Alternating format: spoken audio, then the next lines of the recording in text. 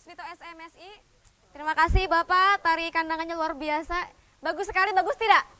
Bagus ya, oke luar biasa. Ya, Assalamualaikum warahmatullahi wabarakatuh pemirsa Sultan TV, apa kabar Anda? Senang sekali. Saya Hanifah Abdillah kembali menjumpai Anda dalam bincang hari ini, edisi Jumat 28 Agustus 2020.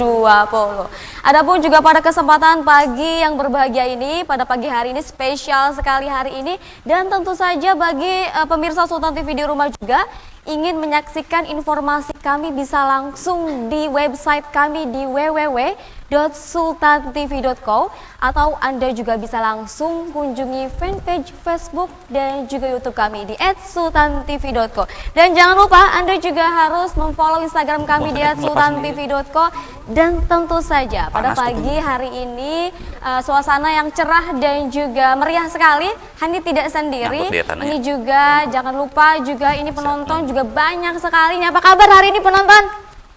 Baik, sehat ya? Nah, ini Hani tidak sendiri, ini pemirsa Sultan TV, karena di sini banyak sekali peserta dan juga penonton, serta hari ini juga akan hadir 4 narasumber kita yang luar biasa.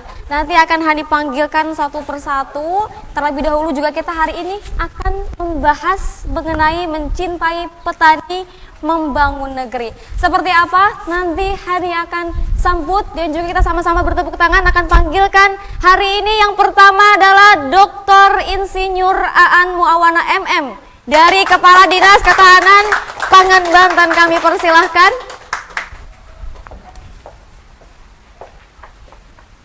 Assalamualaikum. Waalaikumsalam. Ibu, silahkan Ibu. Boleh.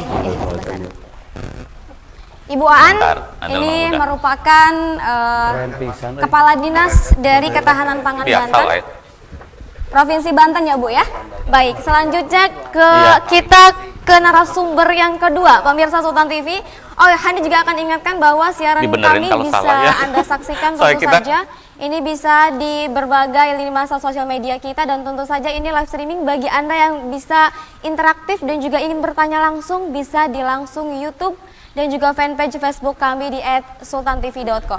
Dan kita ke narasumber yang kedua, yakni dari Budayawan Banten, Bapak Toto Esteradik. Kita beri tepuk tangan yang meriah.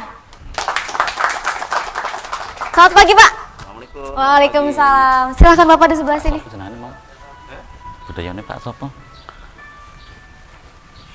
Tidak hanya mereka berdua nih, pemirsa Sultan TV, tapi masih ada dua lagi narasumber kita pada pagi hari ini. Yang ketiga ada dari praktisi komunikasi. Siapakah dia?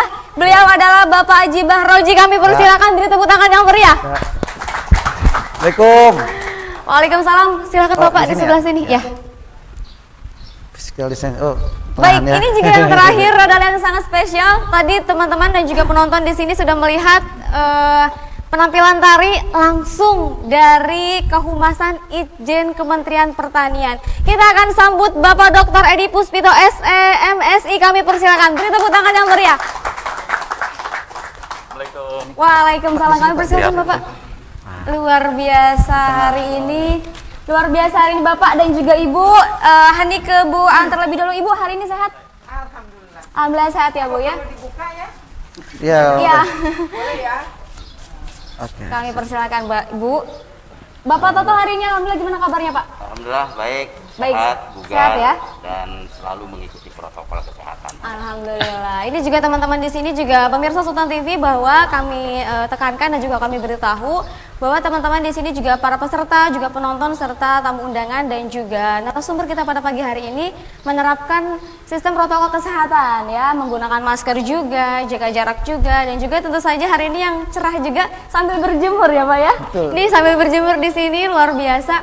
Dan Hani juga ingin bertanya, ini yang paling berbeda daripada narasumber yang lain karena menggunakan pakaian yang luar biasa. Ini pakaian apa ini? Kita akan bertanya nanti. Terlebih dahulu yang sapa ini dari Bapak Edi Puspito ya Pak ya? Siap. Apa kabar Bapak hari ini Pak? Alhamdulillah sehat. Ini hari ini luar biasa ya Pak ya? Demi Gimana nih perasaannya dipakai seperti ini Pak? masih ngos-ngosan. Masih capek tadi ya? Tapi tadi penampilannya keren sekali Pak. Alhamdulillah. Bagus ya.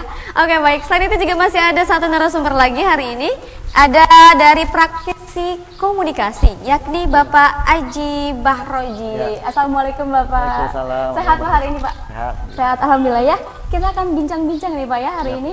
Dan juga Hani ingin tekankan juga bagi nanti juga di segmen selanjutnya akan ada pertanyaan atau mungkin dari teman-teman dan juga seluruh tamu undangan yang hadir, baik itu dari Gapoktan, kemudian juga dari komunitas, influencer atau juga UMKM atau juga dari organisasi dan juga mahasiswa. Ini bisa langsung bagi yang ingin bertanya bisa langsung tanyakan, atau juga bagi pemirsa Sultan TV di rumah nih hari ini ya, sambil minum kopi atau sambil minum teh atau yang masih work from home bisa langsung sekali kita bersama-sama menonton siaran hari ini. Dan tentu saja yang luar biasa tema hari ini yakni mencintai petani membangun negeri. Baik, sebelum kita memulai bincang hari ini dan juga Hani akan sampaikan juga beberapa poin-poin juga. Ini pangan merupakan kebutuhan pokok setiap manusia ya, yang mana memang kekurangan pangan ini akan berdampak cukup signifikan baik dari sektor ekonomi, kemudian juga sektor sosial, budaya, bahkan juga keamanan dalam negeri sendiri. Itu akan berdampak cukup signifikan. Namun juga pertanian adalah sektor yang sangat penting untuk mencapai kebutuhan pangan masyarakat. Bincang hari ini tentu saja akan membahas sektor pertanian dan juga kebudayaan, sekaligus menjaring informasi-informasi dari masyarakat, boleh dari Gapoktan atau dari siapapun, ini seperti apa harapannya, sekaligus juga permasalahan yang terjadi di wilayah Indonesia ini atau khususnya di Banten sendiri seperti apa. Kita akan bahas terlebih dahulu dengan narasumber kita hari ini yang luar biasa, 4 orang. Ini ada 1 perempuan yang sama-sama cantik ya Bu ya. Alhamdulillah ya. Dan juga ini 3 narasumber kita luar biasa juga hari ini. Terima kasih sebelumnya Hani ucapkan sudah hadir di Sultan TV, sudah menyempatkan di sela-sela kesibukannya juga. Dan juga hari ini juga kita akan sharing dan juga akan bersama-sama mungkin mendengarkan keluh kesah dari masyarakat juga ya Pak dan juga Bu ya. Baik, mungkin yang pertama nih, Hani ingin bertanya satu persatu terlebih dahulu. Mungkin dari Ibu, nanti lanjutlah satu persatu gimana pendapatnya. Sebenarnya bagaimana sih cara mencintai petani itu? Seperti apa Bu? Boleh dibuka maskernya, boleh dijelaskan juga kepada audiens dan juga pemirsa mungkin di rumah juga. Terima kasih pertanyaannya Mbak Hani. Saya terkejut dengan pertanyaan. Bagaimana kita mencintai petani? Itu hal yang sangat dalam bagi saya. Bagaimana kita mencintai petani? Dan saya juga melihat temanya mencintai petani membangun negeri. Luar biasa. Tema hari ini luar biasa. Kita kembali pada hak asasi manusia. Hak asasi manusia, pangan itu adalah salah satu hak asasi manusia. Yang menghasilkan pangan itu siapa?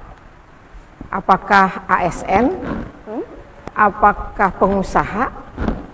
Ataukah pejabat-pejabat yang menguasai negeri ini? Justru itu yang menghasilkan pangan adalah petani. Makanya mengapa kita harus mencintai petani? Karena pangan itu berasal dari hasil keringat dan tangan-tangan indah mereka. Gitu.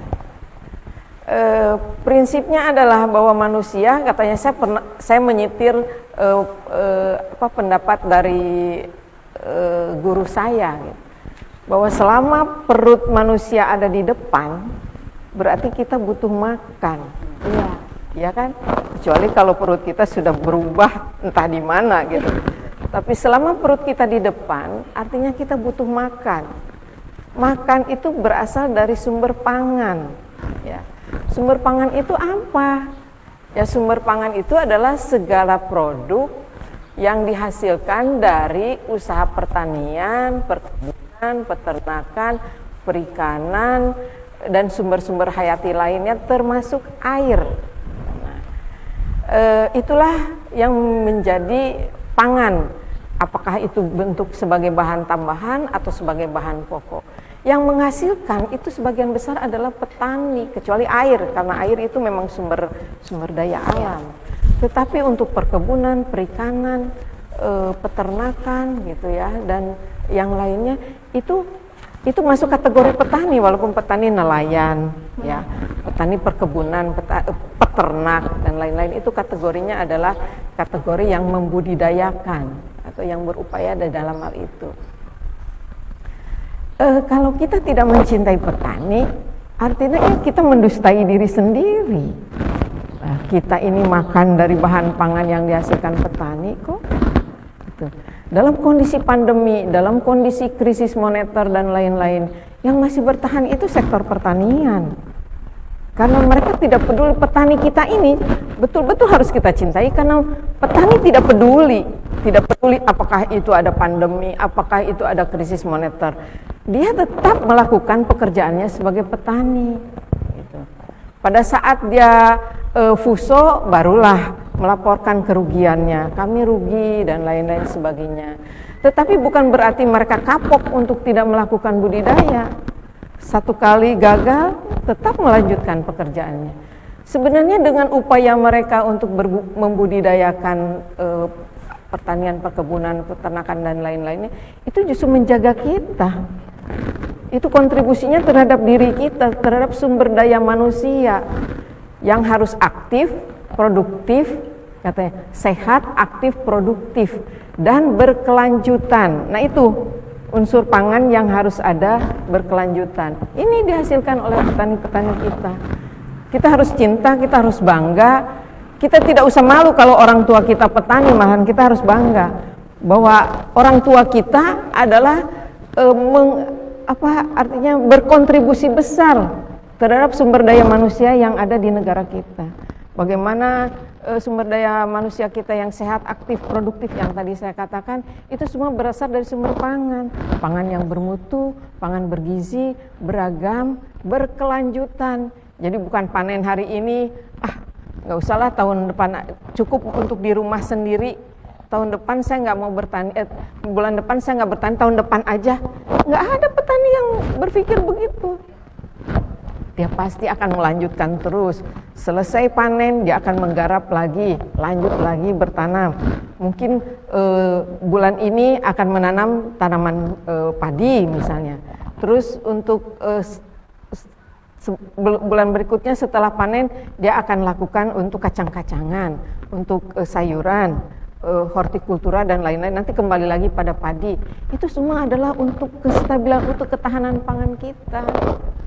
Makanya cintai petani, bela dan beli. Nah, itu bela dan beli hasil produksi petani. Karena di situ adalah sumber pangan yang hakiki bagi tubuh kita. Hakiki bagi umat manusia. Sama saja dengan bayi. Bayi itu hak asasi manusianya ada pada ASI. Nah, jangan salah, karena ibu-ibu khawatir bentuk tubuhnya akan berubah dan lain-lain, bergeserlah ke sufor, takutlah mumpung ada duit. Itu salah, kecuali kalau ada penyakit dan lain-lain, oke lah. Tetapi kalau kondisinya sehat, hak asasinya bayi itu adalah ASI gitu. Lakukan apa yang sudah diperintahkan, bahwa susuilah anakmu sekian bulan, kan ada tuh aturannya, sampai 2 tahun sampai sekian bulan. Nah itu, jadi dari mulai bayi sampai kita manusia seperti ini, sampai orang tua, kita punya hak asasi terhadap pangan. Cuma untuk bayi mungkin pangannya adalah ASI sampai sekian tahun. Nah kita untuk kelanjutannya tetap bersumber pada sumber pangan hayati yang dihasilkan oleh para petani kita. Nah, kami juga berterima kasih nih, ada UMKM di sini ya. Ada UMKM, ada ya selain petaninya juga ada mahasiswa yang concern itu terhadap bagaimana keberlanjutan dari pertanian ini. Yang UMKM kami memang kami arahkan bagaimana memproduksi hasil-hasil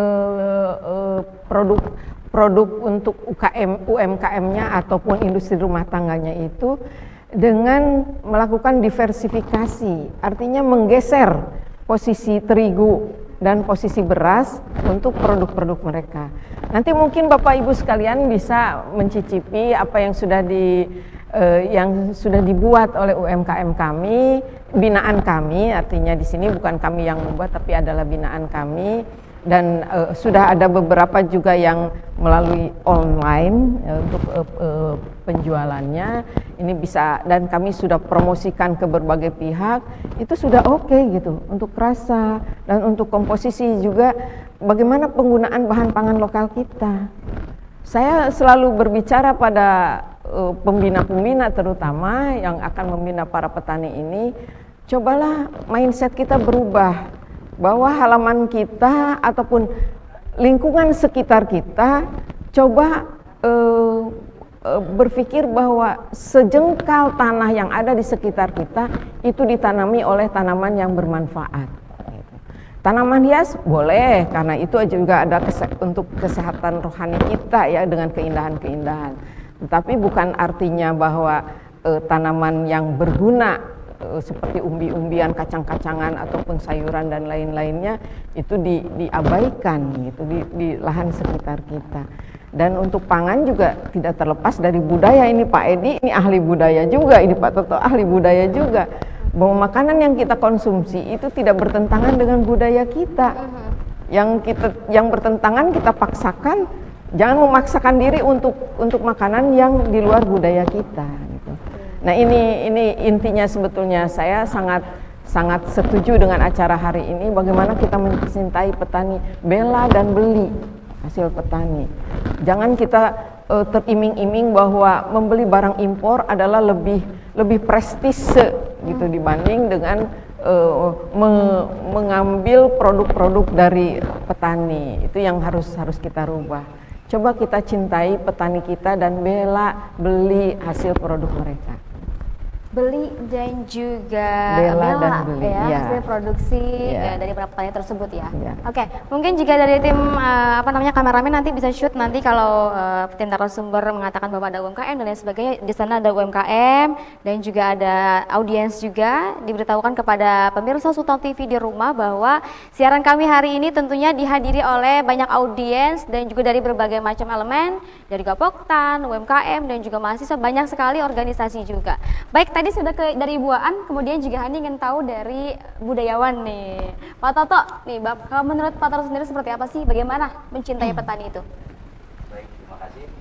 Sebelumnya saya ingin mengapresiasi dulu tampilan penari kandagan ya, tari kandagan. Tari kandagan itu sebetulnya harus dibawakan oleh putri ya, karena dia memang tari putri, mengangkat tentang sebuah tema kandaga, sebuah tempat untuk menyimpan perhiasan atau barang berharga. Ternyata ditarikan oleh Pak Vito ya, seorang laki-laki.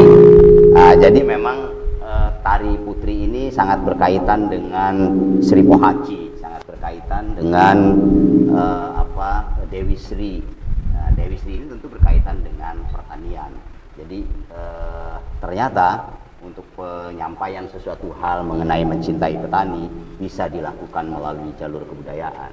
Dan persembahan tadi cukup menarik. Pak Vito orang Kementerian Pertanian ya Pak, dari kehumasan Irjen Kementerian, tetapi juga mampu membawakan melalui sebuah tarian. Ini patut diapresiasi ya. Luar biasa. Nah, kemudian berikutnya ingin saya sampaikan bahwa kita semua hidup di era yang bertumpuk. Era bertumpuk itu ada era pertanian, ada era industri, ada era teknologi canggih, dan kelak nanti ada era angkasa. Era angkasa ini sedang dimulai oleh para ahli-ahli luar angkasa. Nah, kita hidup di era yang bertumpuk. Kalau zaman dulu hanya pertanian saja, kemudian industri saja. Sekarang ini ada dalam era yang bertumpuk. Kita dapati misalnya anak-anak muda sudah tidak kurang mencintai pertanian. Kenapa? Karena memang tidak menarik. Dari sisi pendapatan, dari sisi gengsi, dari sisi pergaulan, sawah mereka hari ini adalah media sosial. Itu untuk anak-anak sekarang ya. Tapi tentu saja di hari yang sama kita masih dapati kelompok-kelompok tani yang berjuang di jalur pertaniannya. Nah, oleh karena itu harus ada satu gerakan bersama untuk mencintai petani, tetapi tidak hanya berkutat di bidang pertanian, tapi melalui pencanggihan dunia pertanian. Bagaimana hasil-hasil pertanian, hasil bumi, perkebunan dan sebagainya bisa didistribusikan secara baik. Sekarang marketplace ya, kemudian bisa berdagang di Facebook dan sebagainya, tetapi masih dikuasai oleh barang-barang jadi, bukan produk-produk pertanian. Produk pertanian kita masih cari ke toko tani di Pasarau ya. Tidak di Instagram misalnya. Nah, ini bagaimana caranya dari Dinas Pertanian, dari Kementerian Pertanian, dari semua pihak mendorong pencanggihan dunia pertanian. Tetapi juga jangan dilupakan petaninya ya, karena bagaimanapun petani ini penghasil pertama dari hasil pertaniannya. Nah, tantangannya adalah para petani harus bersaing dengan pasar. Sementara pasar hari ini, mohon maaf Bu, belum berpihak ke petani-petani tradisional. Ada petani-petani yang modalnya besar, bikin farm, bikin hektaran areal pertanian. Sementara ada juga kelompok-kelompok tani yang jangankan memiliki tanahnya, mereka hanya sekedar menjadi buruh tani namanya. Ya, tidak memiliki tanahnya, tidak memiliki modalnya, karena modalnya hanya dirinya sendiri, tubuhnya. Nah, ini yang harus dibela tadi dengan cara membeli produk pertaniannya dari poktan-poktan. Nah, penyampaiannya barangkali bisa melibatkan apa sih yang menjadi kebiasaan atau adat istiadat hari ini. Nah, hari ini kan orang serba cepat, serba instan, ya, tidak lagi melalui proses-proses yang panjang. Anak-anak muda sekarang kalau diberikan proses panjang kabur Bu. Ya, karena apa? Karena ingin serba cepat. Karena memang zamannya zaman serba cepat. Komunikasinya harus cepat dan sebagainya. Nah, ini tantangan kita bersama, bukan hanya dari pemerintah di Dinas Pertanian, tapi juga semua kalangan masyarakat, terutama juga dari petani tradisionalnya. Apakah teman-teman petani tradisional ini bisa mencanggihkan dirinya untuk ikut dalam percepatan abad sekarang. Kemudian yang kedua yang juga harus diperhatikan adalah bagaimana membudayakan sikap bertani di keluarga. Yang saya pikir ini memang sudah berkurang di keluarga. Sekarang mau makan nasi tinggal pesan aplikasi. Mau makan gado-gado tinggal pesan aplikasi. Ya. Jadi di rumah, di keluarga itu tidak ada lagi sikap proses bertani. Ini tantangan zaman ya, tantangan zaman yang memang mengharuskan begitu. Putri saya misalnya di rumah, kalau saya ajak berkebun, itu pasti, kan tinggal ke aplikasi, tinggal pesan, tinggal GoFood, GoSend, yang semuanya sekarang namanya go semua. Gitu. Nah, sikap ini juga harus ditanamkan oleh siapa? Oleh bersama. Bahwa di keluarga itu harus ditanamkan proses bertani, walaupun zaman sekarang ini sudah bertumpu ke zaman yang canggih. Di studio ini saya bangga sekali melihat Pak Aji selaku owner Sultan TV memanfaatkan lahannya untuk berkebun. Mudah-mudahan lahan itu tetap ada gitu, tidak lagi dibangun jadi gedung atau studio baru dan sebagainya, karena sikap proses bertaninya itu yang memang hari-hari ini sudah tergerus. Petani itu sabar sekali memilih bibit, ya, menggali tanahnya, kemudian menanam, kemudian memupuk, mengambil rumput-rumput di sekitarnya supaya tidak jadi gangguan, memeriksa ketersediaan airnya, menghilangkan hamanya, panennya, dan seterusnya. Jadi proses bertani itu sebuah proses kesabaran yang berlebih, yang hari ini memang kita jarang menyaksikan itu di keluarga. Jadi memang ada tantangan global dan ada tantangan mikro di keluarga yang harus kita benahi bersama. Barangkali itu. Mbak Hani bisa ada, mungkin saya bisa menjawab tantangan Pak Toto. Boleh Mbak, persilakan Bu An. Sangat menarik ini. Kita kan memang harus interaktif dan kita harus mengikuti modern dunia milenial. Ya. Gen A, Gen X itu kita harus paham juga bagaimana pertanian. Bukan itu adalah bagian dari masa lalu, tapi petani milenial juga kita harus bangun gitu. tantangan tadi bahwa bagaimana bisa masuk ke marketplace dan lain-lain, itu alhamdulillah Pak, kami sudah berhubungan dengan Gojek, dengan pesan antar sejak bulan Maret pada saat kondisi pandemi. Kita harus menghubungkan, kita harus menjadi mitra antara petani dan konsumen. Konsumen tidak bisa ke pasar gara-gara ketakutan untuk terkena COVID. Petani kita tidak bisa menjual barangnya akibat dari PSBB. Nah, disitulah peran kami dari Dinas Ketahanan Pangan menjembatani antara kepentingan konsumen dan kebutuhan dari petani untuk menjual. Nanti kami punya ada namanya Toko Tani Indonesia yang sekarang disebut sebagai Pasar Mitra Tani. Ada di Lego, tetapi kami juga lakukan pesan antar. Berkembang, kami sudah membuat PKS dengan Gojek. Itu tantangannya, sudah kami lakukan. Sehingga akan memudahkan bagi konsumen untuk bisa mengakses pangannya dalam kondisi apapun. Gampanglah hanya mengakses, dan insya Allah untuk Gojek dalam radius 15 km itu kita gratiskan di lingkungan Kota Serang. Hanya apabila ada perbedaan kilometer itu selisihnya ditanggung oleh konsumen. Jadi ini ada GoPay juga, ada OVO dan lain-lain, mereka menggunakan pembayaran itu. Nah, kembali lagi pada petani tadi, kami juga ada program pertanian keluarga yang baru di tahun 2020 ini dimulai gitu.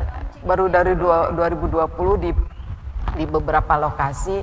Jadi kami serahkan kepada keluarga apa yang mereka inginkan. Baik. Jadi kami tidak harus menentukan bahwa keluarga ini harus tanaman hortikultura, cabai dan lain-lain. Kita kembalikan pada keluarga, apakah mereka berternak dengan bertani atau cabai dan lain-lain, tapi yang mengelola adalah keluarga. Baik. Mulai dari ayah, ibu, anak, mereka punya peran masing-masing dalam membudidayakan. Jadi memang harus mindsetnya harus dirubah sekarang, bahwa bertani itu memang penting untuk kepentingan keluarga. Kalau ada kelebihan bolehlah dijual, paling tidak dalam kondisi apapun. Kalau pertanian ada di sekitar kita, itu ketahanan pangannya akan terjaga gitu, selamanya. Itu tantangannya sudah terjawab dua, Pak Toto. Luar biasa di era industri 4.0 atau katakanlah nantinya akan menjadi 5.0 ya Bu ya, dan juga Pak ya cuma sebentar akan lagi ke depan mungkin ke marketplace itu. Jadi bisa kontak antara petani. Nah, ini digitalisasi ini yang harus kita bekali ke petani-petani, sementara kita menjadi penengahnya di sini, sebagai jembatannya antara petani dengan konsumen. Nanti ke depan silakan bermitra langsung antara konsumen dengan petani, dengan marketplace itu mungkin ke depan. Baik. Setelah edukasi terhadap petani kami lakukan. Sip, luar biasa nih Bu Aan dan juga Pak Toto ya, ini saling jadi kita TikTok nih. TikTok ya, luar biasa sekali. Dan Hani juga ini belum mendengar pendapat dari Bapak, ini juga kita ada kehumasan Itjen Kementan juga, dari Pak Oji juga belum. Nanti kita akan bahas dan juga akan ulik di segmen selanjutnya. Tetap bersama kami di Bincang hari ini.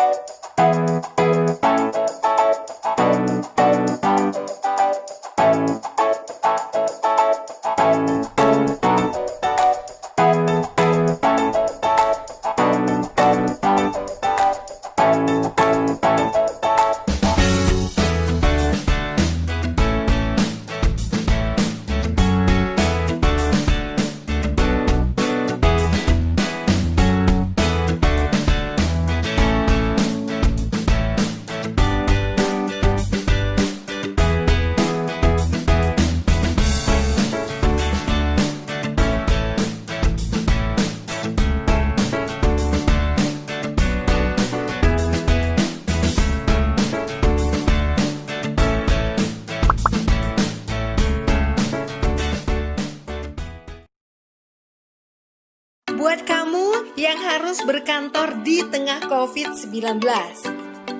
Menghadapi new normal adalah keharusan.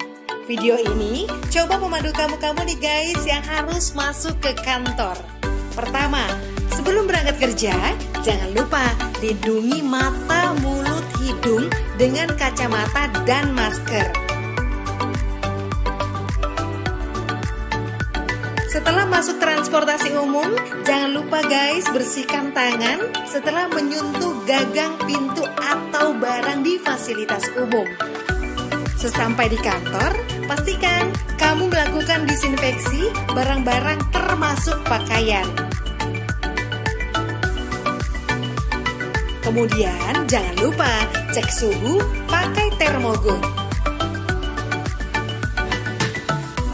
Oh iya, pastikan barang-barang dari orang lain bersih ya guys, seperti misalnya kartu ini.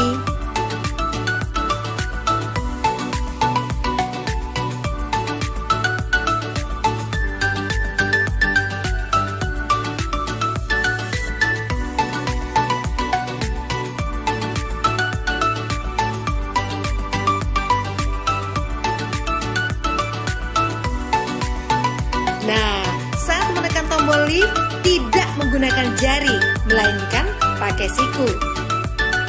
Saat sampai di ruangan atau meja kerja, bersihkan kembali barang-barang secara detail. Ingat guys, barang Anda jangan diletakkan di lantai.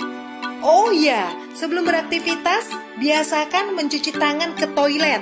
Saat di toilet, ingat bukanya pakai siku. Kemudian saat di wastafel, buka atau tutup keran dengan siku. Di meja kerja sering banget nih kita menerima telepon. Ingat ya, bersihkan gagang teleponnya. Begitu pula saat kamu menerima paket atau dokumen atau juga uang. Pastikan guys dalam kondisi bersih dan pakai hand sanitizer. Begitupun saat kamu sedang meeting, jangan lupa jaga jarak aman minimal 1 meter, lebih baik lagi 2 meter.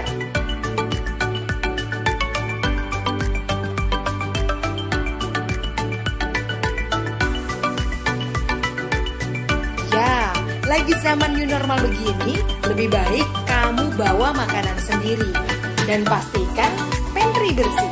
Pastikan juga tim cleaning service membersihkan secara berkala mulai dari barang-barang di dapur seperti microwave, handle kulkas, meja makan, botol-botol, pokoknya semua deh. Nah, giliran mau pulang, semprotkan disinfektan meja dan alat tulis dan semua peralatan yang sudah dipakai.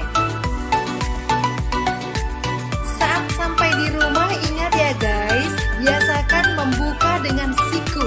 Pastikan sepatu kita tetap bersih dan letakkan sepatu kita di rak tertutup. Lainnya, jangan langsung peluk keluarga di rumah. Cuci tangan dulu, mandi, dan bersihkan barang-barang yang dibawa saat kita kerja. Ribet banget sih ya guys, tapi kita mesti biasakan dengan new normal ini biar kita tetap bisa bekerja dan selamat.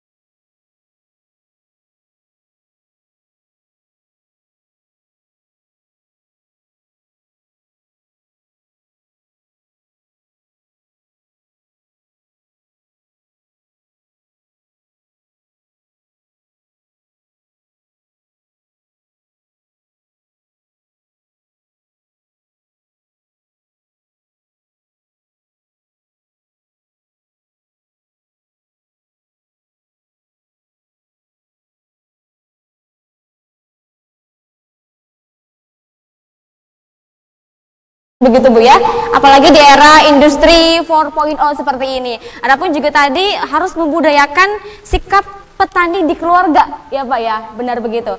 Nah ini Hadi juga penasaran, masih ada dua narasumber kita yang belum memberikan pendapatnya mengenai bagaimana sih mencintai petani itu. Kita langsung ke Pak Edi ini. Pak Edi luar biasa hari ini, tadi sudah tari apa namanya, kandangan ya Pak ya. Kandagan, oke, kandagan, tari kandagan. Nah ini Pak Edi, kalau dilihat Bapak kan dari Kehumasan Itjen Kementerian Pertanian Pak ya. Nah ini mengenai mencintai petani, bagaimana sih mencintai petani kalau menurut Bapak?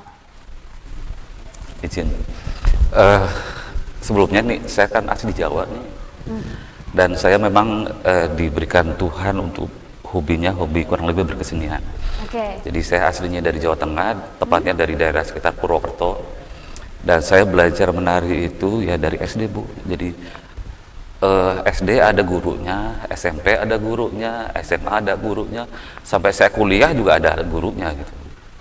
Nah kebetulan saja saya apalnya yang ini, kalau yang lain mah nggak apal gitu, udah lupa. Dan saya pikir konteks ini dalam kaitan dengan mencintai petani, ini nari kan yang saya tahu. Jadi ini tari memang untuk perempuan, dan alkisahnya memang yang saya pahami, yang saya baca adalah kenapa si perempuan ini katakanlah berkelakuan maskulin itu karena alkisahnya mau berjuang tapi nggak dikasih. Jadinya makanya biar boleh berjuang, maka udah dia berperilaku layaknya seorang lelaki. Jadi hapunten ini kalau ada kesalahan, ini ada pakar budaya era oge. Dan dalam konteks mencintai petani kayak kita lah, kalau kita cinta mah harus adil ya.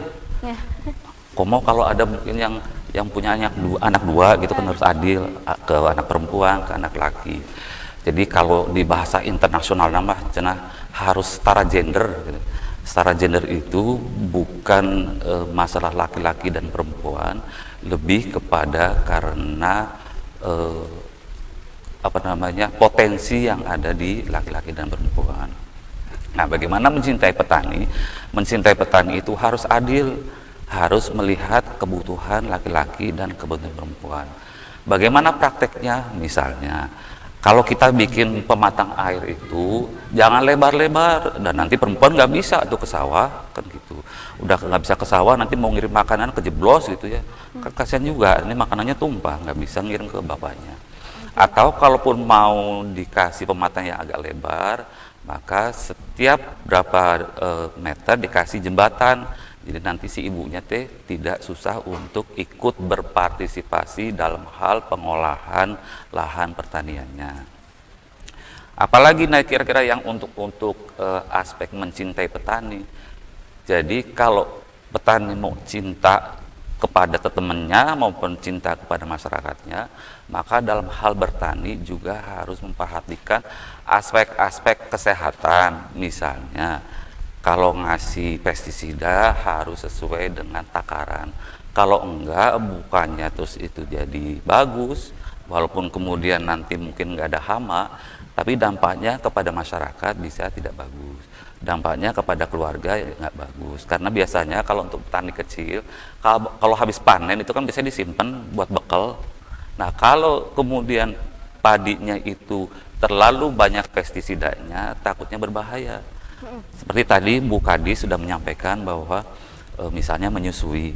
Nah, kalau misalnya ibunya tidak sehat karena dari hasil produksi pertanian yang tidak sehat, bisa berdampak kepada kesehatan ibunya. Kalau ibunya nggak sehat, nanti asinya juga nggak sehat, anaknya nggak sehat, generasi yang akan datang juga nggak sehat. Padahal makin ke depan itu teknologi makin canggih, orang harus makin pinter kan gitu. Apalagi nih kira-kira mencintai petani dalam konteks kesetaraan gender. Jadi kalau mau katakanlah ikut berkegiatan, jadi Bapak Ibu misalnya di daerahnya itu ada kegiatan, jangan cuma bapaknya yang suruh ikut, ibunya juga suruh ikut, sehingga ibunya itu bisa menambah pengetahuan dan keterampilannya. Apa manfaatnya? Kalau ibunya terampil, maka makin banyak bisa bantu bapaknya. Gitu. Lagi pula kalau misalnya ibunya pinter, kan nanti juga bisa ngingetin bapaknya. Contoh lagi nih, kalau ibunya nanti kalau bisa jangan terlalu banyak main gadget gitu. Gadget itu apa? Rumpi, eksis. Saya tuh banyak punya teman itu ya ampun, ganti lipstick dipoto, ganti kerudung dipoto. Nah ini tuh ibu-ibu udah kumaha gitu. Jadi kalau bisa mah kalau ibu-ibu walaupun tidak gaptek teknologi, manfaatkan untuk kepentingan seperti tadi pertanian. Makanya mungkin melalui program-program juga perlu juga nih ibu-ibunya diajarin bagaimana memanfaatkan gadget dalam rangka untuk menumbuh kembangkan sektor pertanian. Nanti kalau bapaknya kerja, ibunya kan yang sempat main gadget nih, browsing-browsing, ada nih apa namanya pasar pakai online gitu. Nah nanti si ibunya kasih tahu ke bapaknya itu nanti kan jadi jadi dalam hal memproduksi akan disesuaikan dengan kebutuhan atau tuntutan pasar. Jadi kalau memproduksi tidak sembarangan gitu, harus dipilah-pilah, misalnya yang gede, yang kecil gitu. Apalagi nih konteksnya gender, kalau tadi kan kita banyak bicara mengenai perempuannya, sekarang bapak-bapaknya juga harus paham betul kebutuhan istrinya. Jadi jangan sampai karena anak produk berdua gitu yang sibuk ibunya saja, bapaknya juga harus paham. Makanya nggak usah tabu kalau misalnya ada pelatihan-pelatihan atau sosialisasi yang berkaitan dengan keluarga. Jangan ibunya aja yang dikirim, bapaknya juga perlu. Karena apa? Karena kalau bapaknya tahu, maka dia bisa bantu ibunya. Kalau bisa bantu ibunya, tak jarang pasya gitu. Soalnya aku udah tahu tuh otomatis kan gitu. Dan kalau bapaknya juga belajar mengenai kebutuhan pasangannya, dia kalau mau bikin rumah itu pakai mikir dulu. Misalnya bikin jemuran jangan ketinggian, nggak bisa tuh ibu-ibu kan gitu. Terus kalau mau beli cangkul jangan kegedean. Kalau cangkulnya kegedean, ibunya nggak bisa nyangkul, nggak bisa bantuin. Beli cangkul yang kira-kira bisa dipakai berdua, kan romantis. Nanti pegang-pegangan cangkul berdua gitu, nyangkul gitu. Jadi sekali lagi mencintai petani itu harus berkeadilan, harus memperhatikan kebutuhan antara laki-laki dan perempuan. Kalau bapaknya juga tahu bahwa terkait dengan kesehatan, misalnya pestisida dapat berdampak buruk kalau misalnya penggunaannya berlebihan, bapaknya juga akan berupaya untuk menerapkan sistem pertanian yang baik. Dan untuk sistem pertanian yang baik, saya yakin buka di sini juga karena sebelumnya di pertaniannya Bu ya, jadi banyak paham lah mengenai seluk-beluk. Jadi kurang lebihnya seperti itu, saya mengambil perspektif dalam perspektif gender untuk mencintai petani. Baik, mencintai petani menurut Pak Edi adalah harus adil, benar adil. Ya? Harus adil juga melihat aspek dari kesehatan, kemudian juga dari kesetaraan gender juga, benar ya? Baik, kita beralih, tadi sudah Pak Edi sudah, Pak Toto juga sudah, Bu An juga sudah, hanya ingin mendengar dari praktisi seorang ilmu komunikasi gitu ya. Ada Pak Aji Bahroji, bagaimana nih pendapatnya untuk mengenai mencintai petani sendiri seperti apa? Ya. Terima kasih Mbak Hani, terima kasih juga narasumber Bu Aan, Mas Toto dan Pak Pito. Perspektif tadi menambah wawasan ya, bagaimana pertanian saat ini harus dikembangkan, bagaimana kita menanamkan kecintaan kita terhadap petani. Saya ingin, karena saya lahir dari petani, saya ingin cerita saja saya saat SD itu mungkin saya 95-96 ya. Ayah saya itu ya tidak banyak sih lahannya, cuma ada yang bisa dia kelola. Dia mempekerjakan bukan petani, buruh ya, buruh tani. Nah, itu memang saya anaknya waktu itu ketika misalnya saat SD itu diajak ke sawah. Dia kan bapak saya itu ada dua, dia itu petani timun sama petani padi. Nah misalnya dalam per 4 bulan dia akan ngeluarin uang banyak. Ini saya gambaran saja ya cerita. Dia mungkin habis misalnya hampir 10 juta. Nah saat itu ketika misalnya ada wereng ya, ada apa namanya penyakit-penyakit hama gitu. Nah itu tidak ada protection, tidak ada intervensi dari pemerintah. Tahun 95 ya, jadi sudah petani itu betul-betul dibiarkan waktu itu ya, tahun 95 itu saya karena saya ini betul itu. Nah itu yang kemudian saya anaknya tuh lihat kok ini gimana, udah bertani capek, uang habis, tidak ada perlindungan dari pemerintah gitu yang punya kebijakan. Nah kasihan.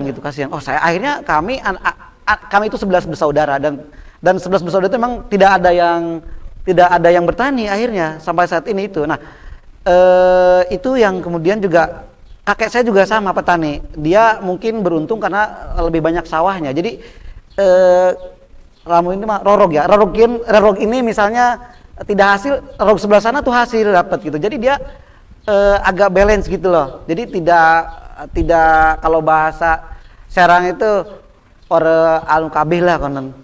Jadi tidak habis semua gitu maksudnya. Nah, itu yang kemudian menurut saya di tahun-tahun itu buat petani itu kan membekas kepada kami anak-anaknya, dan tidak ada juga upaya untuk kampanye. Nah, ini yang karena kemudian saya akan mengambil perspektif komunikasi, itu yang kemudian tidak ada misalnya bagaimana menjanjikan kesejahteraan. Tahun 95 sampai tahun 2005 menurut saya itu tidak ada sosialisasi yang gencar bagaimana harus ada digitalisasi pertanian misalnya, harus mekanisasi pertanian. Itu rasanya seingat saya itu memang tidak gencar sekali. Nah, beda saat ini. Nah, ini yang kemudian saya rasa pemerintah mulai aware ya. Saya lihat terutama di era digital ini dia aware terus mengkampanyekan bagaimana pentingnya pangan, bagaimana kepentingan pertanian. Bahkan banyak juga kalau saya pulang nih, saya alhamdulillah masih adalah 2 petak sawah. Jadi kalau saya pulang nengok ibu, nengok kakek itu saya ke sawah. Jadi agak lumayan tertata. Nah, hanya kebalik sekarang SDM-nya malah yang nggak ada tuh. Jadi yang jadi petani itu mohon maaf ini wis tua tuh kononku. Jadi nggak ada, jarang, hampir tidak saya temui misalnya orang seusia saya ini bertani. Nah, itu juga mungkin ini hasil dari 20 tahun yang lampau. Nah, ini yang komunikasi yang tidak bagus saat itu mungkin ya, ajakan kampanye menjanjikan pertanian juga tidak ada sehingga hasilnya saat ini. Nah, itu berbeda saat ini ya. Cara-cara pemerintah mentreatment kampanye juga saya rasa udah cukup menarik ya. Contoh kecil misalnya saya kenal saya undang si Agis ya. Agis itu saya rasa juga salah satu ikon pertanian. Cuma dia mungkin ke hewan, ke peternakan. Dia diundang oleh berbagai komunitas, bahkan juga dia pernah jadi CNN Hero lah, pernah jadi ikon Kick Andy lah. Jadi kemudian menjadi sampling. Nah, di tengah gempuran digitalisasi seperti itu, maka kehumasan komunikasi mendelivery pesan kepada anak-anak muda saat ini kan artinya berarti ketika misalnya kita ingin mencintai petani masa depan, maka kita harus membinanya saat ini. Nah, apa yang dilakukan stakeholder nih yang paling penting mungkin di lingkungan daerah, terutama pemerintah pusat mungkin sudah melakukan banyak itu kampanye. Tapi kalau misalnya pemerintah daerahnya atau regulatornya juga tidak memaksimalkan juga, kemudian juga tidak memberikan space tempat kepada kawan-kawan itu, saya rasa juga akan juga hasilnya juga jalan tempat kayak yang lampau-lampau. Nah, maka tadi saya menyambut baik kalau misalnya Ibu ketahanan pangan. Jadi pertanian itu kan mungkin usernya ya. Cuma kalau udah hasilnya kan ketahanan pangan kan, cara mengolahnya segala macamnya. Nah, maka cara-cara tren mengkomunikasikan atau cara marketingnya itu udah digital, udah memanfaatkan digital teknologi, digital marketing, itu menurut saya memang tidak ada kata lagi. Kita harus melakukan itu. Kita harus melakukan itu karena itu instrumen yang kemudian sangat efektif, dan dengan demikian anak-anak muda ini bisa interesting gitu. Oh, ternyata menjadi petani itu kalau misalnya benefitnya material, maka dia akan mendapatkan banyak material. Jadi bisa berinteraksi di medsos, di marketplace. Bahkan teman saya itu, nah ini nih sampel juga nih. 2017 kami sama kawan saya itu sempat bikin platform untuk mempertemukan antara itu hasil petani dengan pembelinya. Nah, ada namanya, kami nggak sebutkan, sudah mulai jalan, develop. Nah, cuma ternyata lagi-lagi itu sekarang pertanian itu sudah dikuasai oleh dominasi, mohon maaf, perusahaan monopoli. Jadi yang eksis yang bagus itu adalah mereka yang memang corporate. Tapi yang personal, petani, misalnya ayah saya itu kan tidak gabung, meskipun ada Gapoktan ya, itu juga tetap ini juga harus yang mesti dipikirkan ya, ini cara gimana ketika misalnya corporate yang ada, tapi petaninya gitu-gitu aja gitu. Petani itu tidak progres, tidak kesejahteraannya tidak berkembang. Nah ini juga tantangan selanjutnya menurut saya. Jadi kalau saya sebagai orang komunikasi melihat bagaimana mendekatkan agar menumbuhkan cinta terhadap petani, mau nggak mau mendekatkan ke dunia mereka. Dunia mereka apa saat ini adalah digital. Mungkin kalau misalnya TikTok lah, kemudian Facebook lah, kemudian banyak platform-platform yang bisa dimanfaatkan. Nah itu mungkin yang bisa saya sampaikan. Dan tadi kalau misalnya saya mau sedikit saja ngomentarin Pak Pito, ini beliau mencoba approach culture, jadi mendekatkan tema-tema pertanian dengan kebudayaan. Nah, mungkin juga mohon maaf nih Pak Pito, sekarang mulai dipikirkan juga pendekatan kebudayaan sama anak muda saat ini itu apa?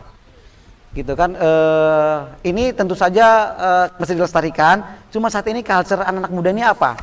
Jadi mungkin mesti ada juga inovasi baru ketika approach culture. Yeah. Nah, culture-nya apa nih anak muda? Nah, misalnya nongkrong di kafe, di kopi, oke, berarti ngedelivery pesannya di area-area seperti itu. Mungkin itu dari saya. Baik. Terima kasih Mbak Mi. Baik. Melihat segmentasi anak mudanya berarti begitu ya Pak ya. Melihat culture anak muda seperti apa, dan juga dari mendekatkan ke dunia mereka harus seperti apa gitu kan. Baik, kemudian juga ini mungkin menarik. Nah, sudah ada 2 penanya nih katanya nih Pak. Penanyanya mungkin ada 2 ya Kak ya. Ada 2. Dipersilakan, mungkin ada yang ingin bertanya terlebih dulu dari mana? Sebelah sana. Baik. Oh, boleh. Sebelum ada penanya ada tanggapan terlebih dahulu ya Kak. Baik, silakan. Yang Pak Edi dan Pak Aji ini bagaimana tentang budaya, bagaimana pestisida, bagaimana gender. Nah, ada beberapa penelitian tentang pestisida nih Pak Edi. Ada beberapa tahun yang lalu, sudah lama, bahwa memang betul bagaimana kebijakan kita, bijaksananya kita menggunakan pestisida. Jangankan orang lain, lingkungan saya sendiri, Bu, katanya, saya semprot pakai 2,5 mili, paeh, cina. Komo mun 10 mili, cina. Jadi itu kenapa pestisida cepat habis? Ternyata begitu, 2,5 mili paeh, cina. Komo 10 mili mah langsung. Jadi dia pakai dengan dosis yang lebih tinggi. Nah, ternyata dari hasil penelitian bahwa dosis yang tinggi itu justru berdampak pada kita, pada manusianya. Jadi ada yang namanya maskulinitas, terus ada feminisme, yang laki-laki seperti feminim, yang perempuan seperti maskulin. Salah satu faktor katanya karena kelebihan dari pestisida itu yang terkonsumsi oleh kita. Makanya kami ada UPTD keamanan pangan. Nah, kita itu ada Prima 3, Prima 2, Prima 1, itu yang menguji keamanan pangan. Jadi cobalah menggunakan pestisida secara bijaksana. Karena hasil penelitian yang seperti itu, mungkin baru tahu ya Mas Aji ya.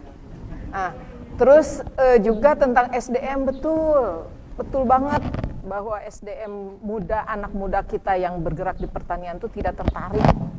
Malahan SPMA sudah beralih menjadi sekolah SMK kan, SMK yang dulunya khusus untuk pertanian sekarang menjadi SMK mesin, campur-campurlah di situ sesuai dengan kebutuhan zaman. Sehingga tergeserlah itu SDM yang pertanian.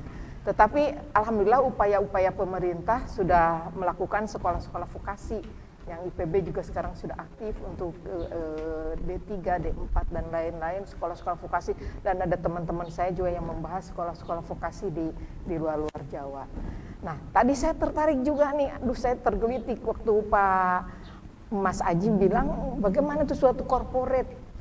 Jangan salah Mas Aji, kami Dinas Ketahanan pun sedang membina namanya PKU, Program Korporasi Usaha. Nah, itu mulai 2019 ada uji coba di Kecamatan Cipecang.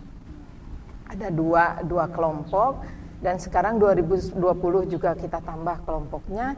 Bagaimana kita melatih petani-petani itu tidak hanya untuk bertani, tapi memikirkan bagaimana pemasarannya, memikirkan juga yang wastingnya, yang apa namanya itu limbahnya itu seperti apa, sehingga di satu kelompok itu dia juga bagaimana analisa usahanya, dia menjual dan lain-lain, sehingga di kelompok itu pada saat bertani ada yang afkir misalnya cabai, dia buatlah cabai bubuk dengan rasa bawang goreng, dengan rasa abon dan lain-lain, itu sudah ada di Cipecang.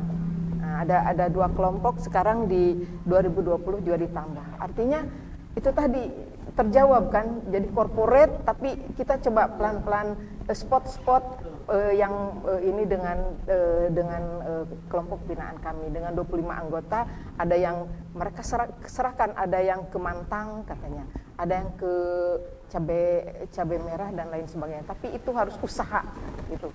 Ada nilai tambah dan kita hitung setiap bulan berapa pendapatan mereka. Itu tadi jadi ada sedikit yang sudah ada upaya. Betul. Baik, luar biasa sekali. Kita ke penanya mungkin Bu, sebelum menutup di segmen 3 kali ini masih ada penanya mulai dari mana dulu nih? Ujung. Kami persilakan sebutkan nama dan juga asal dari instansi mana. Assalamualaikum warahmatullahi wabarakatuh. Perkenalkan, nama saya Arif, mahasiswa pertanian Untirta. Izin sedikit bertanya. Sebelum bertanya ada beberapa yang harus sebenarnya kita luruskan. Masalah di petani organik, sebenarnya petani bukan tidak mau untuk beralih ke petani organik, karena kita selalu survei ke lapangan, studi kasus kita, setiap bulan September kita studi kasus. Nah, permasalahannya adalah susahnya pupuk organik yang di lapangan itu sangat susah, sudah susah terus mahal. Nah, dilempar oleh pupuk non organik yang murah, kali-kali pupuk organik yang murah. Itu yang harus kita lihat juga, gimana peraturannya, gimana kebijakannya yang harus dibuat oleh pemerintah. Nah, masalah teknologi sangat penting menurut kita, tapi yang lebih penting adalah lahan pertanian. Hari ini Banten setiap tahun beralih fungsi lahan, walaupun ada peraturan yang keluar yaitu PLP 2B, tapi miris implementasi di lapangan itu tidak sesuai. Kita lihat Serang berasal dari nama sawah, artinya sawah Serang, tapi Serang beralih fungsi sekarang ke industri. Itu yang sangat miris yang kita harus kritisi. Nah, pertanyaannya adalah bagaimana strategi pemerintah untuk menanggulangi permasalahan tersebut, terutama di ketahanan pangan menuju kedaulatan pangan. Itu yang harus yang saya pertanyakan. Kurang lebihnya mohon maaf. Wabillahi taufiq wal hidayah. Assalamualaikum warahmatullahi wabarakatuh. Waalaikumsalam. Berarti ke Ibu Aan ya Bu ya, bagaimana ini cara strategi dari pemerintah nih? Dari mulai tadi dikatakan pupuk organik mahal, kemudian juga lahan pertanian juga sudah tidak ada. Seperti apa nih Bu tanggapannya? Baik, terima kasih pertanyaannya. Lupa tadi namanya siapa? Sama siapa tadi namanya? Kedengeran? Arif. Oh ya, Mas Arif ya, terima kasih pertanyaannya luar biasa. Berarti anak muda yang punya obsesi untuk bagaimana menghidupkan pertanian ini, terutama dari organik. Ya, kalau kita lihat pupuk organik memang tidak seperti industri dari anorganik ya, mereka kimia ya, karena dia perusahaan besar dengan jaringan yang sangat kuat gitu. Nah, untuk pupuk organik memang hanya spot-spot ya, jelaslah antara pabrikan atau industri yang besar dengan yang hanya produksi ini, cost untuk produksi akan berbeda gitu, sehingga untuk nilai daya jual dan daya beli dari masyarakat juga akan berbeda. Tapi cobalah pada diri sendiri, pada petani itu sendiri, nggak susah kok bikin pupuk organik. Beberapa kali kemarin juga kami lakukan di kantor untuk melatih teman-teman membuat pupuk organik sendiri. Ibu-ibu juga bisa sambil iseng-iseng tuh, misalnya sampah-sampah dapur kita, sayuran apa dipotong kecil-kecil, ya dipotong kecil-kecil sambil iseng nonton TV, terus ada sekam, kita kumpulkan setiap hari, kita tumpuk, kita balik, setiap hari kita pakai pupuk organik. Atau juga sekarang ada yang lebih mudah, katanya pakai Yakult gitu kan. Ada beberapa teknologi untuk bikin pupuk organik sendiri, simpan di dalam tong, kasih air, kalau sudah wangi berarti itu pupuk organik kita sudah jadi. Nanti sisa komposisinya 1:10 atau 1 banding berapa, nanti ada beberapa cara Mas Arif untuk membuat pupuk organik. Jadi kita jangan kembali pada kearifan lokal kita, gunakan apa yang ada di sekitar kita gitu. Kalau kita mengandalkan kita harus selalu membeli, paling kita membeli starternya ya, yang IM4 itu yang biasa ya. Aduh saya jadi sebut ini. IM4 itu sebagai starternya. Itu yang kita bisa pakai gitu. Ada Yakult, kita pakai juga Yakult sebagai bio itu kan apa namanya? Aduh. Nah, artinya kita bisa membuat sendiri. Sampah-sampah yang hasil dari kita itu kita bisa gunakan menjadi pupuk organik. Kotoran-kotoran yang ada di kandang kita itu kita bisa jadikan organik. Hanya mungkin butuh edukasi ya, butuh ilmunya. Semua bisa diolah sebetulnya. Kalau kita mengandalkan jelas harga akan berbeda dan dosis juga berbeda. Untuk pupuk organik dosisnya akan lebih dibanding pupuk anorganik. Memang seperti itu. Tapi bagaimana kita mengupayakan kebutuhan kita oleh. Oke, yang selanjutnya adalah tentang lahan berkelanjutan yang memang ada Perda nomor 5 kalau tidak salah, LP2B ya, untuk lahan berkelanjutan, tetapi ada beberapa revisi gitu. Kita bekerja sama juga dengan BPN dan juga dengan Perhutani sekarang. Kita ekstensifikasinya pada lahan darat, kita ke bagaimana bekerja sama, ada lahan berapa di Perhutani yang kita bisa manfaatkan untuk dipakai oleh petani. Nah ini sudah berbagai upaya kita lakukan. Memang betul yang dulunya kita hijau royo-royo sekarang jadi ruko hijau ruko-ruko kan gitu kan di mana-mana ya, dari hijau royo-royo menjadi hijau ruko-ruko gitu. Memang tidak bisa, itu adalah bagian dari modernisasi, tetapi upayanya bagaimana untuk ke sana, dan kami sudah berupaya ke arah sana Mas Arif ya. Itu melalui Dinas Pertanian terutama ya. Boleh, siap. Ada yang mau nambahkan katanya? Boleh ya, dari Pak Edi, silakan Pak. Jadi, karena tadi sudah bahas kesetaraan gender, kenapa pentingnya edukasi, ibu-ibu kan diedukasi. Permasalahan sekarang ini yang ada di kota-kota, antara lain adalah permasalahan sampah. Nah, sampah itu sesungguhnya bisa dipilah, mana sampah biologis, mana yang anorganik. Yang biologis kita bisa manfaatkan untuk pupuk. Saya malah justru senang nih, ada mahasiswa di sini, kritis, dan kalau boleh saya kasih tantangan nih Kang. Coba mahasiswa bisa melakukan penelitian seberapakah sampah-sampah yang ada di keluarga ini yang sesungguhnya bisa dimanfaatkan dan ternyata malah justru berdampak pada lingkungan yang bau segala rupa karena tidak dipilah. Itu saya pikir bahan materi riset yang luar biasa. Jadi bagaimana perilaku masyarakat dalam pemanfaatan sampah keluarga, dan itu nanti bisa jadi disertasi juga tuh. Kalau sudah skripsinya sudah jadi, nanti dilanjut lagi dengan disertasi, tesisnya habis itu disertasi. Jadi saya berharap juga karena mahasiswa juga kritis dan mereka juga lagi semangat belajar dan punya banyak waktu untuk belajar, maka saya kasih challenge nih, ayo atuh mahasiswa bikin penelitian bagaimana memanfaatkan sampah keluarga untuk pengolahan pupuk dan bagaimana teknik pemanfaatannya. Saya pikir itu. Baik, terima kasih Pak Edi dan juga Bu An. Bagaimana? Sudah ya? Ada lagi? Ya, silakan. Assalamualaikum warahmatullahi wabarakatuh. Perkenalkan, Waalaikumsalam warahmatullahi. nama saya Abu Bakar, saya dari Liga Mahasiswa Nasional untuk Demokrasi, Eksekutif Wilayah Banten. Temanya sangat menarik, mencintai petani, membangun negeri. Jadi saya ingat ucapan founding father kita Soekarno, petani adalah soko guru bangsa katanya. Nah ini yang selalu terngiang-ngiang karena saya juga anak dari petani.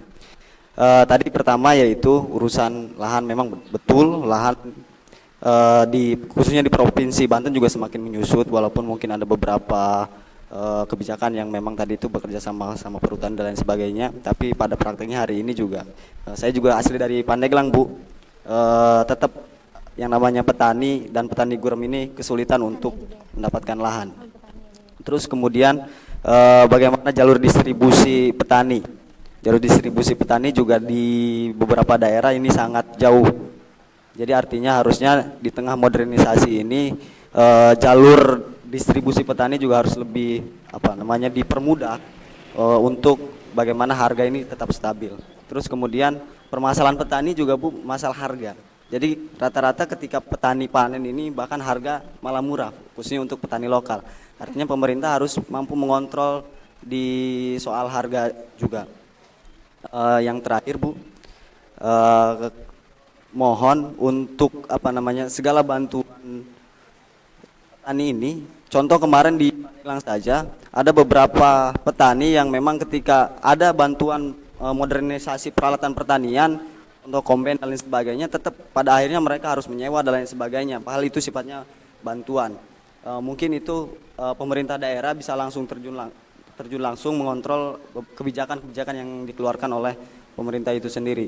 Jadi saya bertanya bagaimana sejauh mana sebenarnya pemerintah daerah itu mengontrol atau keseriusan pemerintah daerah dalam petani yang memang pertama yang tidak mempunyai lahan, yang kedua mengontrol jalur distribusi, yang ketiga terkait harga itu sendiri. Mungkin itu dari saya. Assalamualaikum warahmatullahi wabarakatuh. Waalaikumsalam. Terima kasih Abu Bakar. Ini kita tampung dulu ke pertanyaan ketiga ya Bu ya.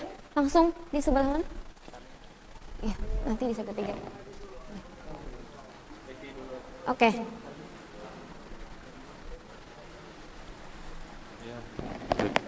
Assalamualaikum warahmatullahi wabarakatuh. Waalaikumsalam. Saya Rian dari owner Rumah Sayur dan Buah. Saya tadi mendapatkan penjelasan beberapa poin, yaitu tadi dari Bu Haji Aan, pernyataannya itu dari pertanian sudah bekerja sama dengan Gojek, salah satunya itu melihat praktis pembelian untuk si pembeli kepada petani. Nah, itu bagaimana keputusan dari dinas tersebut bekerja sama dengan Gojek tersebut.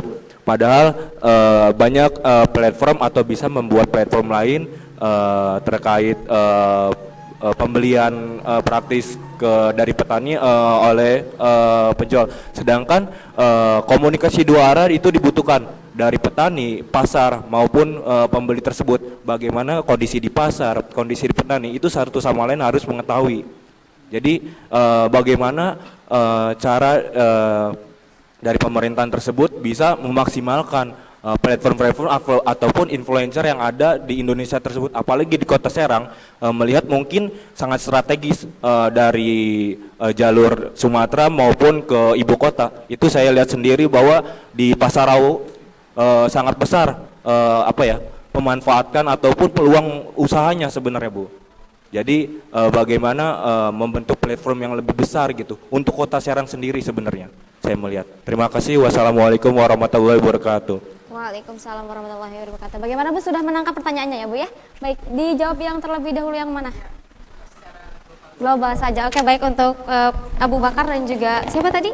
Ya. Rian. Oke. Terima kasih, pertanyaan yang bagus-bagus ini. Ini saya jadi optimis nih bahwa ternyata SDM, katanya SDM pertanian sudah menurun. Ini ada dua, ada tiga mungkin ini. Sudah kelihatan ini adalah dari generasi muda, pelanjut kita. Yang kami punya analisa harga pasar setiap hari untuk 11 komoditas strategis, yaitu beras, jagung, kedelai,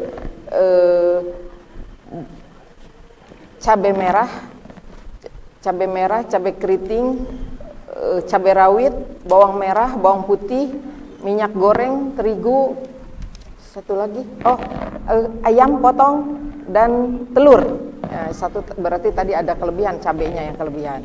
Jadi telur dan ayam potong. Nah, itu setiap hari dan di 8 kabupaten kota. Ada enumeratornya dan itu sampling tidak hanya satu pasar. Dari situlah sebetulnya bisa ditangkap. Kalau kita menganalisis bukan hanya menganalisis dalam 1 tahun harga pasar itu. Kita bisa menganalisa itu 2-3 tahun. Sehingga kita bisa forecasting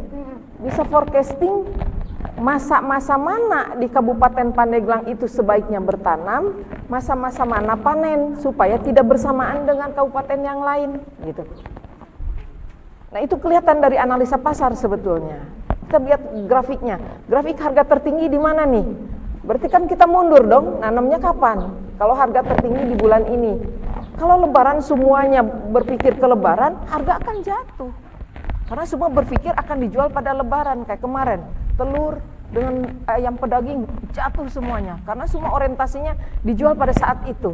Nah itu, coba pelajari dari analisa pasar itu. Kapan? Saya kira yang grup-grup milenial ini lebih paham lah. Yang kedua tentang tadi distribusi kami juga memang itu kami ada Dewan Ketahanan Pangan. Dewan Ketahanan Pangan itu semua yang lembaga semua OPD yang terkait dengan itu adalah dengan ketuanya Pak Gubernur. Kami ada rapat koordinasi dan nanti akhir tahun ada rapat pleno. Disitulah bermain bagaimana ini peranannya infrastruktur PU. Kan itu mah bukan Dinas Ketahanan Pangan yang bikin jalan. Sok ada masukan dari mana? Oh jalan di sini rusak sehingga tidak bisa. Jitut, Jides seperti apa? Nah itu siapa yang berperan? Irigasi terhambat siapa yang berperan? Nah disitulah akan dibahas gitu. Sehingga bukan tugasnya Dinas Ketahanan Pangan saja gitu. Terus juga masalah tadi ya yang buah-buahan, yaitu tadi kami baru mencoba untuk Gojek itu, dan tadi sudah saya sampaikan bagaimana antara marketplace menghubungkan antara si petani langsung dengan konsumen. Itu yang akan kami upayakan ke depannya. Tapi jelas digitalisasi untuk petani itu yang harus kami lakukan edukasinya. Itu saja mungkin ya gambarannya, udah ketangkep ya. Baik, sudah ditangkap ya? Oke, baik. Nah, kita juga akan bahas-bahas lagi, masih ada di segmen 3. Jangan lupa juga, mungkin petani ada yang ingin bertanya, begitu ya Pak ya? Mungkin dari pihak petani juga, pertanyaan juga nanti di segmen 3 selanjutnya. Kita harus jeda break berikut ini, tetap bersama kami di Bincang hari ini.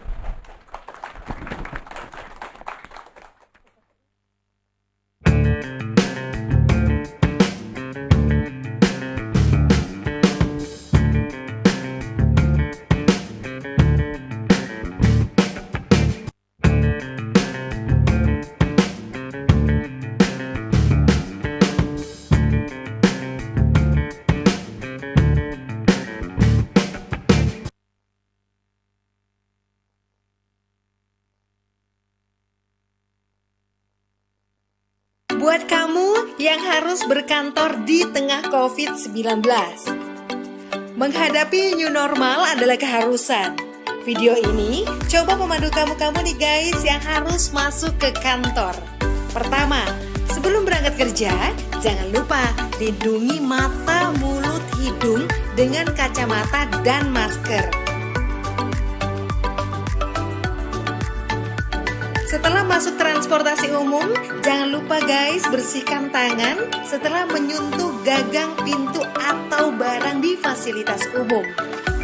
Sesampai di kantor, pastikan kamu melakukan disinfeksi barang-barang termasuk pakaian. Kemudian jangan lupa cek suhu pakai termogun. Oh iya, pastikan barang-barang dari orang lain bersih ya guys, seperti misalnya kartu ini.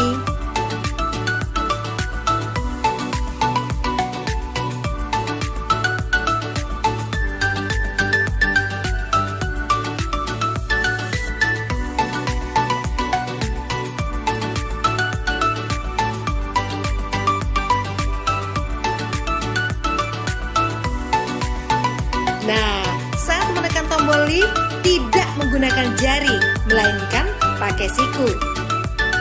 Saat sampai di ruangan atau meja kerja, bersihkan kembali barang-barang secara detail. Ingat guys, barang Anda jangan diletakkan di lantai. Oh ya, sebelum beraktivitas, biasakan mencuci tangan ke toilet. Saat di toilet, ingat bukanya pakai siku. Kemudian saat di wastafel, buka atau tutup keran dengan siku. Di meja kerja sering banget nih kita menerima telepon. Ingat ya, bersihkan gagang teleponnya. Begitu pula saat kamu menerima paket atau dokumen atau juga uang. Pastikan guys dalam kondisi bersih dan pakai hand sanitizer. Begitupun saat kamu sedang meeting. Jangan lupa jaga jarak aman minimal 1 meter. Lebih baik lagi 2 meter.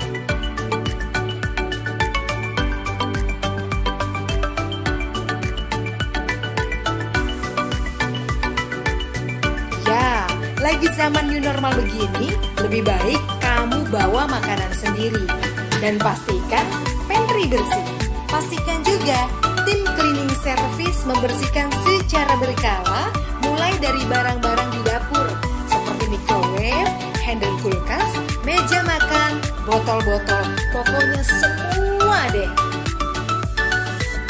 Nah, giliran mau pulang, semprotkan disinfektan meja dan alat tulis dan semua peralatan yang sudah dipakai. Saat sampai di rumah, ingat ya guys, biasakan membuka dengan siku. Pastikan sepatu kita tetap bersih dan letakkan sepatu kita di rak tertutup. Lainnya, jangan langsung peluk keluarga di rumah. Cuci tangan dulu, mandi, dan bersihkan barang-barang yang dibawa saat kita kerja. Ribet banget sih ya guys, tapi kita mesti biasakan dengan new normal ini, biar kita tetap bisa bekerja dan selamat.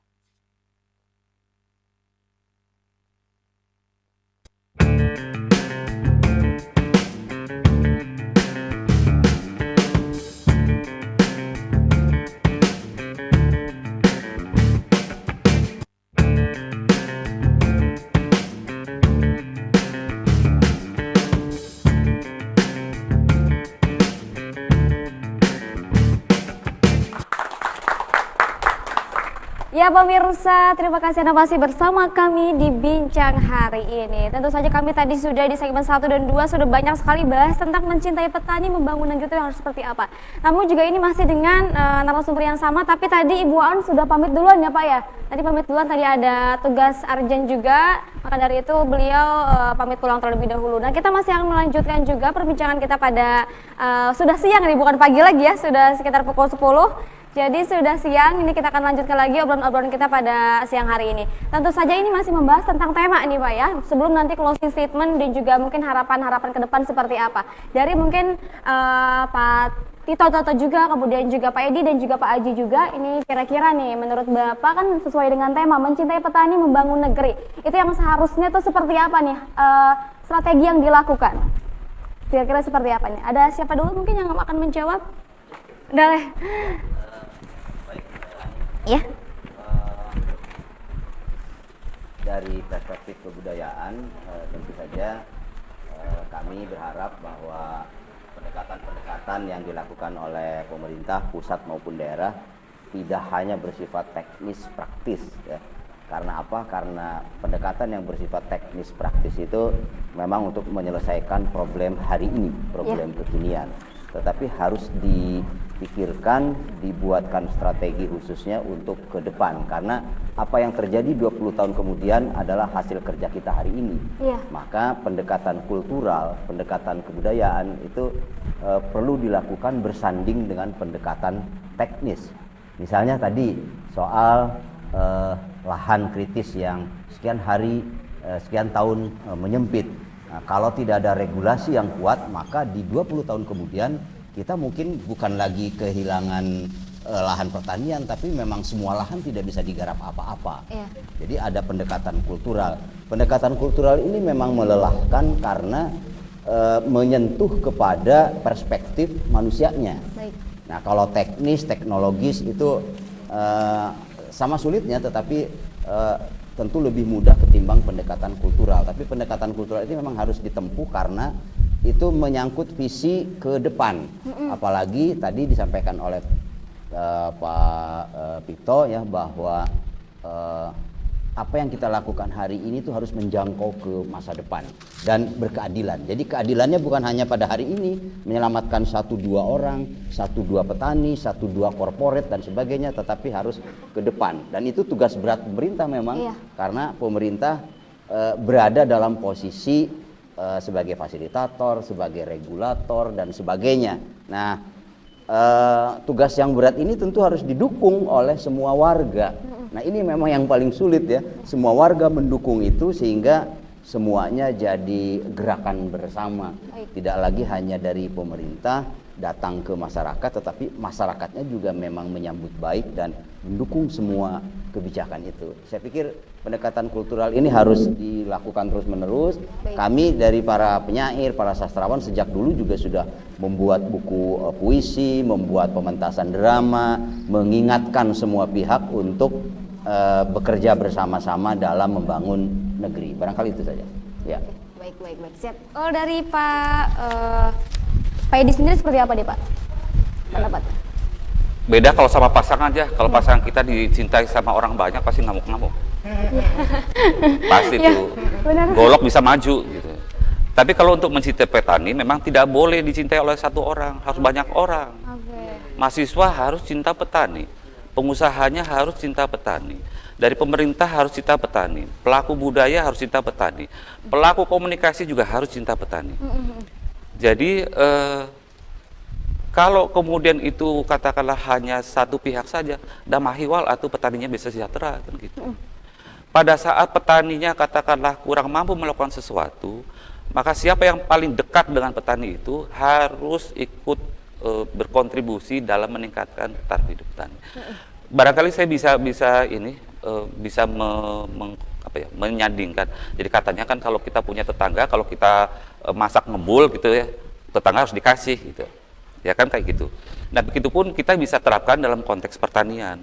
Kalau kita punya ilmu, jangan pelit, dibagi ke yang lain.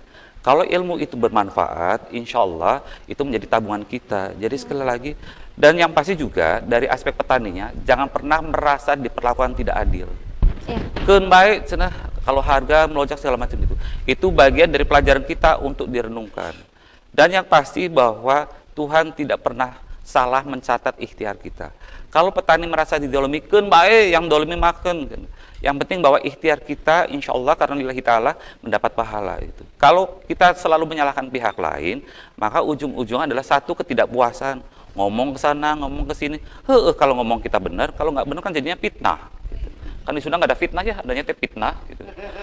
Jadi sekali lagi berkebalikan dengan kalau lagi bobogohan gitu, berpacaran gitu, pasangan kita dicintai orang banyak, hajar habis kan gitu. Tapi kalau untuk mencintai petani, ya mari kita cintai bersama-sama.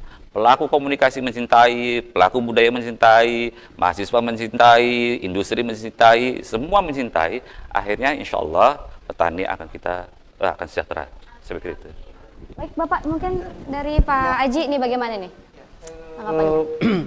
Saya menangkap ada semangat baru ya dari teman-teman di kementerian pemerintahan. Misalnya terobosan hari ini mengambil angle insight pendekatan kebudayaan tadi juga saya rasa ini juga sesuatu yang kalau dari perspektif kehumasan ya harus teman-teman praktisi kehumasan, praktisi komunikasi, jurnalis, kemudian influencer, di sini ada influencer juga, terus kemudian juga teman-teman yang aktif medsos juga ya harus ikut membantu sih agar ya tadi kebersamaan tadi, jadi perusahaan itu akan memudahkan kan, saling meringankan. Jadi pemerintah tidak jalan sendiri, teman-teman petani juga tidak jalan sendiri, stakeholder yang lain juga tidak jalan sendiri. Jadi itu yang kemudian akan meringankan menurut saya, dan cita-cita petani yang sejahtera, petani yang berkeadilan itu ya bisa tercapai. Termasuk juga, mahasiswa ya. Tadi ada mahasiswa di sini, juga ada LSM juga di sini, maka ya mereka juga harus ikut terlibat mendukung gagasan-gagasan yang disampaikan oleh teman-teman di pemerintah. Baik, luar biasa. Baik, ini semakin habis waktunya sebentar lagi nih Pak. Mungkin ada harapan dan juga closing statement dari masing-masing, dari Pak Tito, Pak Edi dan juga Pak Aji nih. Kira-kira mungkin di kameranya sebelah mana ya? Dari siapa dulu nih? Dari Pak Toto? Ya. Boleh Pak Toto, kami persilakan di sebelah sini Bapak kameranya. Untuk closing statement, untuk secara keseluruhan saja boleh. Harapannya juga. Ya, barangkali untuk closing statement kita harus tetap optimis ya, dengan sekian banyak permasalahan hari ini, dengan optimisme yang tinggi melalui berbagai pendekatan, baik pendekatan teknis maupun pendekatan kultural. Insya Allah kalau menjadi gerakan bersama itu akan bisa menyelesaikan problem hari ini maupun problem di masa yang akan datang. Barangkali itu saja. Baik, luar biasa. Dari Pak Edi, kami persilahkan. Sebelah sini juga ya kameranya, baik. Closingnya sederhana sih, bahwa hari ini saya sangat berbahagia karena saya sudah dipertemukan dengan orang-orang hebat di sini.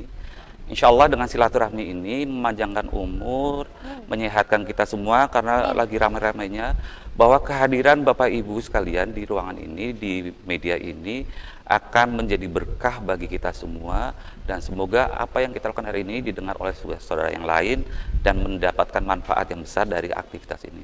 Jadi sekali lagi saya sangat bahagia bertemu, bersilaturahim dengan Bapak Ibu sekalian. Terima kasih. Baik, terima kasih Bapak. Terakhir dari Pak Aji, ada yang ingin disampaikan Ya, kira-kira closing statement? saya karena lahir dari rahim petani, dari sawah gitu, saya punya harapan dan harapan penuh ya, bahwa teman-teman petani itu bisa menangkap inspirasi dari obrolan-obrolan di sini. Ada juga tadi UMKM yang dia bisa mempackage, kemudian juga teman-teman mahasiswa jadi menyampaikan gagasan-gagasan. Itu juga sesuatu yang harus kita pikirkan saat ini, dan ya ke depan ya tidak ada lagi yang paling berbahagia ketika teman-teman petani itu ya bisa merdeka gitu, merdeka secara fisik, jiwa dan rohani. Itu aja menurut saya. Terima kasih. Cukup luar biasa sekali. Baik, terima kasih. Hari ini alhamdulillahirrabbilalamin sudah habis juga waktunya.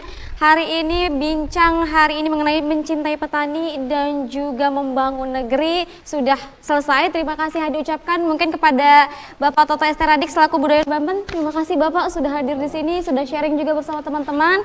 Kemudian juga Hani ucapkan terima kasih kepada Bapak Edi Puspito SMSI sudah hadir juga di sini, sudah sharing juga dengan pemirsa Sultan TV juga. Dan yang terakhir Hadi ucapkan terima kasih kepada Bapak Aji Barojo juga selaku praktisi komunikasi juga. Semoga hari ini apa yang kita dapatkan bisa bermanfaat juga untuk banyak orang dan juga bisa diaplikasikan dalam kehidupan sehari-hari. Terima kasih juga untuk seluruh audiens. Terima kasih yang sudah hadir dari berbagai macam kelompok, dari Gapoktan, komunitas, kemudian juga influencer, UMKM dan juga organisasi serta mahasiswa. Kami ucapkan juga terima kasih untuk pemirsa Sultan TV di rumah sudah menyaksikan bincang hari ini. Akhir kata saya Hanifah Abdillah pamit undur diri. Terima kasih atas kebersamaan Anda. Sampai jumpa. Wassalamualaikum warahmatullahi wabarakatuh. Baik, terima kasih Bapak. Kita akan ada ini dulu ya. Boleh. Offline tadi, yang offline ada games dan juga